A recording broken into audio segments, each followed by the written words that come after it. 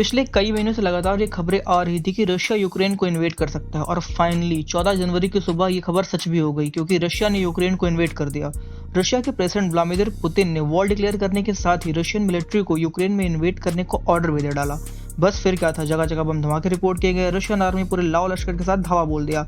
पर यहाँ सबसे बड़ा सवाल ये कि रशिया के प्रेसिडेंट व्लादिमीर पुतिन आखिर चाहते क्या हैं, क्योंकि सेकेंड वर्ल्ड वॉर के बाद इतना बड़ा कॉन्फ्लिक्ट शायद कभी यूरोप में हुआ हो। एग्जैक्टली आज रशिया क्या चाहता है, इसका जवाब छिपा है आज से लगभग 3 दशक पहले 1990 में के समय में, जब सोवियत यूनियन की अपनी ग्लोरी हुआ करती थी। सोवियत यूनियन के कोलैप्स होने के पहले यूक्रेन, बेलारूस, रशिया ये सभी एक देश हुआ करते थे। वक्त गुजरता है और लेट 1991 में सोवियत यूनियन कोलैप्स कर जाती है और 15 नए इंडिपेंडेंट देश बनते हैं, जिसमें सबसे बड़ा पार्ट रशिया का होता है। और रशिया अपना सबसे बड़ा दुश्मन अमेरिका को मानता है, और जब अमेरिका लीड नाटो अपना ईस्टर्न एक्सपेंशन करती है तो रशिया इसे अपने ऊपर एक सिक्योरिटी थ्रेट की तरह देखता है।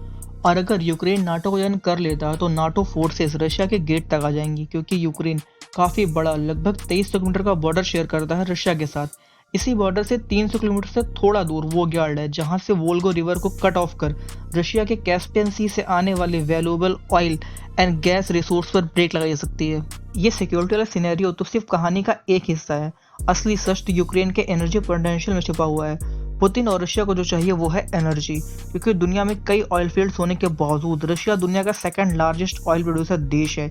इसके साथ रशिया के पास वर्ल्ड में गैस सबसे बड़ा नेचुरल गैस रिजर्व में से एक है, और यही रशिया की पावर की बैकबोन भी है, क्योंकि ये रशियन गवर्नमेंट के बजट में 50% कंट्रीब्यूट करने के साथ ही जीडीपी में 30% का कंट्रीब्यूशन भी करती है।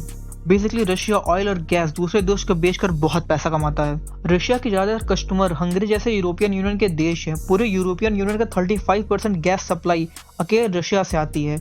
जर्मनी, जो वर्ल्ड की 4th लार्जेस्ट इकोनॉमी है, वो अपनी लगभग 50% नेचुरल गैस की डिमांड रशिया से पूरी करती है। यूरोपियन यूनियन और रशिया के बीच एक कॉम्प्लेक्स पाइपलाइन सिस्टम है जिससे इन गैसों को एक्सपोर्ट किया जाता है। अगर इन सिस्टम में कोई भी गड़बड़ी होती है तो रशिया को इसका भारी नुकसान उठाना पड़ेगा, जिसका सीधा इम्पैक्ट रशिया के बजट और जीडीपी पर जाएगा। और यही एंट्री होती है यूक्रेन की, क्योंकि जब यूक्रेन सोवियत यूनियन का पार्ट था तब यहीं से होकर पाइपलाइन यूरोप तक गई थी। सोवियत यूनियन के कोलैप्स होने के बाद यूक्रेन एक इंडिपेंडेंट देश बन गया, जिसने फिर रशिया से टैरिफ की डिमांड की अपने देश से रशियन गैस की सप्लाई पर।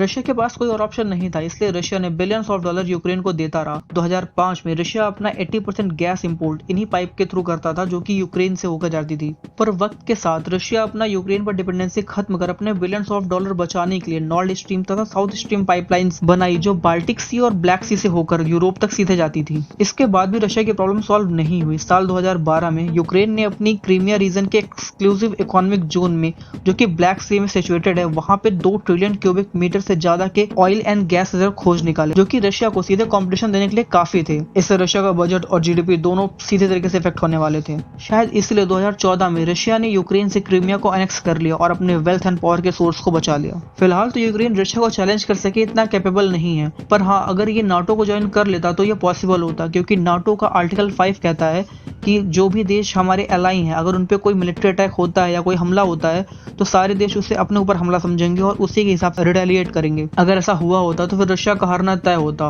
और इन सब के बाद नंबर आता है डोमेस्टिक पॉलिटिक्स का। जब पुतिन ने 2014 में क्रीमिया को एनेक्स किया तब उनकी अप्रूवल रेटिंग ने जे कर्व लिया था। Now this time again his approval rating sky rocketed. फिलहाल पुतिन क्रीमिया को कितना एनेक्स करते हैं और कहां तक जाके ये बात खत्म होती है, देखना अभी तक बाकी है। फिलहाल इस वीडियो में इतना ही था। Thank you so much for watching.